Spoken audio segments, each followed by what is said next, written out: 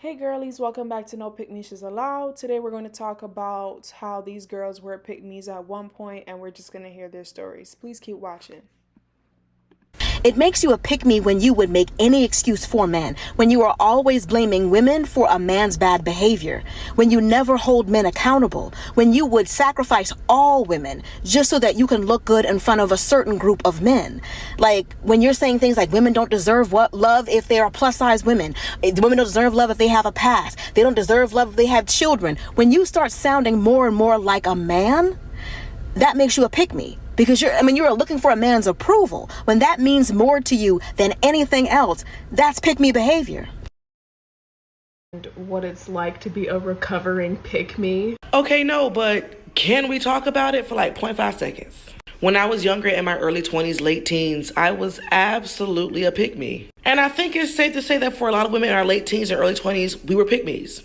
Let's call a thing a thing. But I honestly feel like pick-me behavior is really just a sign of just how much society places women's value and proximity to men. I see a lot of discourse on social media about pick-me women and how disgusting and how gross they tend to be and what they say and things that they do. But what I don't see talked about is why this is so prevalent and why it's an issue. In my opinion, pick-me behavior is a symptom to a much larger issue, because underneath all the pick-me behavior is desperation that needs to be talked about. The pressure that society puts on women to find someone manifests in desperate behaviors or being a pick-me. But we put so much shame on being. I honestly blame it on patriarchy, right? We all feel like we have to get that guy that has the status, that has the looks, the money, the connection. So we feel like we're that girl, right? So we can show off that guy to our friends like, look at me. I have a 4-bedroom house. I don't work. My man pays all the bills. Look at our family. Look at, what he does for a living. I'm that girl. I won. And that's what I see. That's what I kind of see on the internet, basically. Anyways, let's keep watching.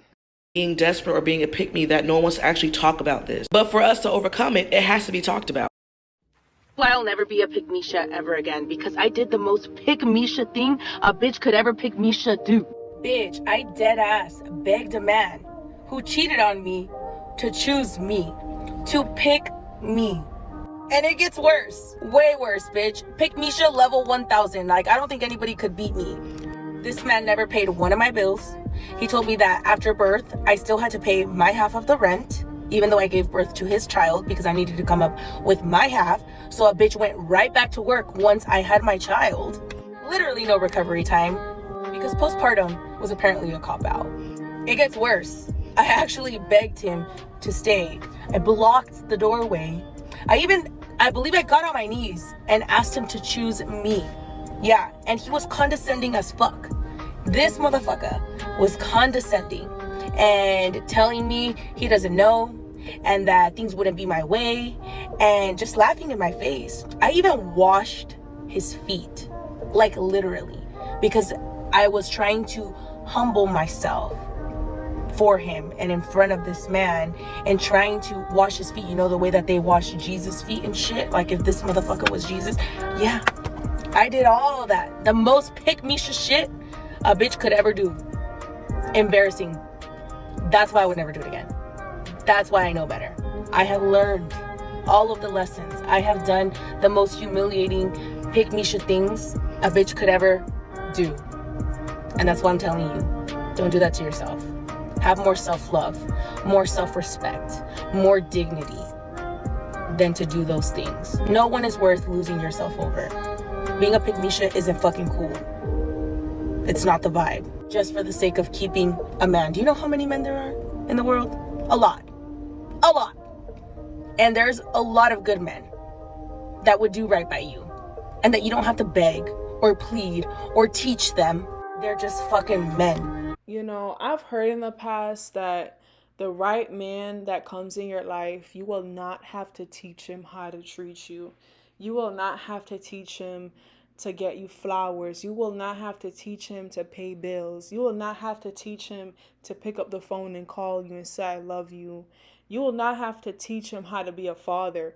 He will just come prepared and ready, and you will see that he has a house prepared, you will see that he's prepared mentally, spiritually. You will see that this man is prepared. And that is when you'll know that, yes, God indeed sent this man to me. This is my husband. Not a guy that's not sure if he wants a relationship. He's not sure if he only wants to commit to you. You know, that man is not for you, because what's yours, you will not have to question. I promised you. If you have to question if that man is for you, if you have to beg and plead for somebody to say, are they really yours? Because something that belongs to you does not have to go through all of that. They will just stay. They will just stay, and you won't have to beg. Nothing or no one will allow you to put yourself on your knees where you're begging them to stay. Anyways, let's keep watching. Real men. So please, if you're involved in Pickmeisha activities, stop today. In honor of my Pickmeisha days, please stop. Let's not do that no more. It's 2023. I used to be a self-hating, internalized, misogynistic pick-me who would throw other women under the bus to get the approval of the misogynists I was surrounded by. That's why I can see it. Because it took me years to recover and understand what I had been taught was completely fucking wrong. That the people that I was begging, literally begging for validation from, couldn't give a fuck about me because they see me as less than human just for being a woman. I tried for years to be the coolest, to be the funniest, this and that, at the expense of not only myself, but the other women that I wasn't surrounded with, because I didn't have a lot of female friends. No fucking wonder. That's why I can see these women who are doing the same thing to themselves. I can see it because I lived that. Much like many women who were born and raised under patriarchy. We have to deconstruct from patriarchy just like people have to deconstruct from religion. It's just as harmful of an ideology, and they are braided and intertwined into each other. Patriarchy holds up misogyny and Christianity. They're the trifecta of suck. And if you are on your journey of healing from being someone who had internalized misogyny, and you were a pick-me, people-pleasing, please validate me type of girl, I see you.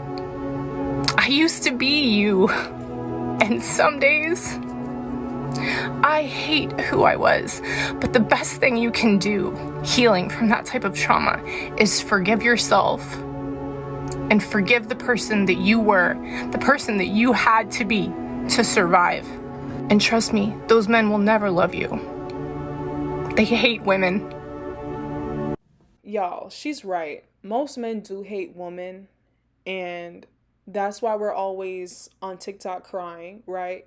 That's why we're miserable. That's why we lose weight, we lose our hair, because these men do not want to see you guys happy. They don't want to see you guys thrive without them, right?